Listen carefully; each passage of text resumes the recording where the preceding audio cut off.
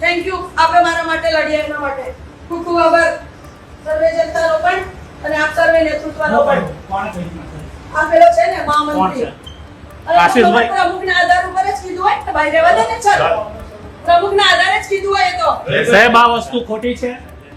બંને વડીલ શ્રી ઈશ્વરભાઈ આપને પણ વિનંતી કરો, સત્તાપ્રિય સાહેબ આપને પણ વિનંતી કરો, જિલ્લા પ્રમુખના માર્ગદર્શન હેઠળ જ આ બધા જે કંઈક ધતિંગો થઈ રહ્યા છે આ જિલ્લામાં, જિલ્લાને બરબાદ કરવાના, ખરાબ કરવાના, ચલો બરાબર. કોઈને કહેવાનો કોઈ મતલબ નથી.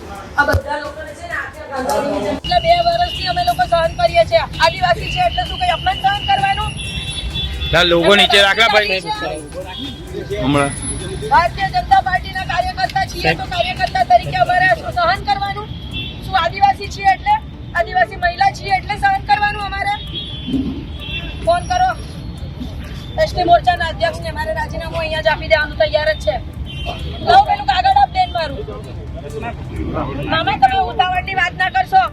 આ લોકોને છે ને મામા બેન જાહેરમાં આપ શબ્દો બોલે છે, જાહેરમાં ગમે તેમ આપ શબ્દો બોલે છે અને અમે લેખિત આપેલું છે. ના બોલશો. મેં બેસીશ અહીંયા ગાડી મારા આદિવાસી માટે બેસીશ. મેં અહીંયા કે લડીશ અહીંયા મારા આદિવાસી માટે. ભલે ને મેં મરી જતી, મારો બાપ બી મરી ગયો આ આદિવાસી માટે લડતા લડતા. મનસુખભાઈ સામે આટલો હાથ ઉગાડ્યો ત્યારે કેમ તમે કોઈ બોલ્યા નહીં? કેમ કોઈએ કીધું નહીં કે મનસુખભાઈ જેવા વડીલ સાંસદ સામે એ ભાઈએ જિલ્લા પ્રમુખે હાથ ઉગામ્યો? કેમ કોઈ એક્શન ન લીધું? કેમ કોઈ તમે લોકો બોલ્યા નહીં? વડીલ છે, 7 ટર્મનો સાંસદ છે, તમે ક્યારે કેમ કોઈ બોલ્યા નહીં? આદિવાસી છીએ એટલે, આદિવાસી છીએ એટલે શું અમારે એમના પગમાં પડીને જીવવાનું છે?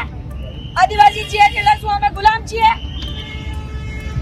જિલ્લા પ્રમુખ હોય તો એના ઘરનો સભ્યતા હોવી જોઈએ દરેક વ્યક્તિ માટે. એ કોઈ પણ વ્યક્તિ હોય, નાનો હોય કે મોટો વ્યક્તિ હોય, દરેક વ્યક્તિને માટે એને માન સન્માન હોવું જોઈએ, સભ્યતા હોવી જોઈએ. જો એ અમારા સંસદનું નથી જાળવી શકતો, નથી ધારાસભ્યનું જાળવી શકતો અને તમારા સૌ વડીલોની હાજરીમાં થયું તો તમારા જો પેટનું પાણી ના ઉકાળવું હોય ને તો પહેરી લો, તમે ઘરે બેસી રહો. તમે કોઈ જરૂર નથી અહીંયા બી બેસવાની. બેસો તમે ઘરે. અમે અમારા ભારતીય જનતા પાર્ટી માટે અમે જેટલું બી યોગદાન આપ્યું છે ને એટલું યોગદાન અમારું છે જ, નથી એવું નથી. અને અમે અમારા સમાજ માટે પણ કામ કરી રહ્યા છે અને પાર્ટીના કાર્યકર્તા તરીકે જ્યારે સમાજને માટે અમે તમને આપીશું પળેપળના સમાચાર. જો તમે અમારા નિર્ભય માર્ગ ન્યૂઝ ચેનલને સબસ્ક્રાઇબ કર્યું નથી તો અત્યારે જ નીચે આપેલા આઇકોન બટન પર ક્લિક કરીને સબસ્ક્રાઇબ કરો અને શેર કરવાનું ભૂલશો નહીં.